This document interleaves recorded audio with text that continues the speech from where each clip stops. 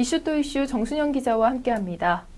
국민모임의 정동영 전 의원이 서울 관악구 재보궐선거에 출마 의사를 밝혔다고요? 네, 그렇습니다. 사실 그동안 이 출마를 할 것이냐 안 할 것이냐를 두고 많이 갑론을박이 펼쳐졌었는데요. 네. 사실 오늘 오전까지만 해도 출마를 안 하지 않을까라는 의견들도 대다수였습니다.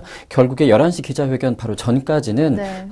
한치 앞을 내다보기 어려운 상황이었는데 결국 기자회견에서 정동영 전 의원은 출마를 결심하게 됐습니다.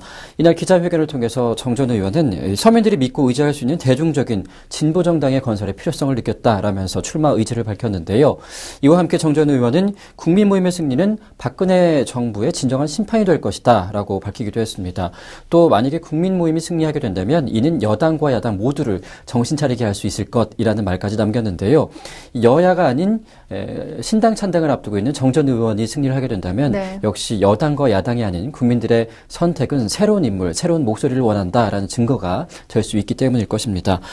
일단은 이 불출마 입장을 그동안 계속 밝혀왔던 이 정동영 전 의원이 갑작스레 이렇게 출마 의지를 밝히게 된 데는 그동안 야권을 재편해야 된다라는 이 국민모임의 내부적인 여러 가지 목소리들이 커져왔기 때문에 여러 가지 압박들이 상당 부분 작용했을 것이 아니냐라는 그런 추측들도 나오고 있는 상황입니다. 네, 이 정 전 의원이 다시 이렇게 부활에 성공을 해야 신당 창당의 탄력을 받을 수 있을 거라는 점에서 정말 치열한 승부가 예상이 되는데 어떤가요? 네, 근데 사실 이 관악 지역은 전통적으로 이 야당이 우세한 지역이었습니다. 따라서 네. 원래는 이렇게 치열한 지역이 아니다라고도 볼 수가 있을 텐데 하지만 이번 재보궐선거는 야권 후보가 많이 난립하고 있는 상황이기 때문에 쉽사리 한치 앞을 내다보기 어려운 상황입니다. 예를 들어서 지난 19대 총선을 들어봐도 새누리당이 33%의 표를 얻었고 통합진보당이 38%, 무소속이 28%를 얻었을 정도로 사실 정말 점치기 어려운 그런 아주 박빙인 지역이었거든요. 그런데 이번 재보궐선거 같은 경우는 야권 후보가 많기 때문에 어떻게 될지는 잘 모릅니다. 야권 후보가 많아서 표가 분산되면 여당이 어부지리로 승리를 거둘 수밖에 없는 상황이기 때문인데요. 하지만 국민모임이 이번 재보궐선거에서 한 곳이라도 승리를 하게 된다면 새정치민주연합이 아닌 국민모임 쪽으로 이 야권이 다시 재편될 가능성이 크다라는 시각들이 커지고 있습니다. 따라서 새정치민주연합은 지금 초비상이 걸린 상황이라고 하는데요.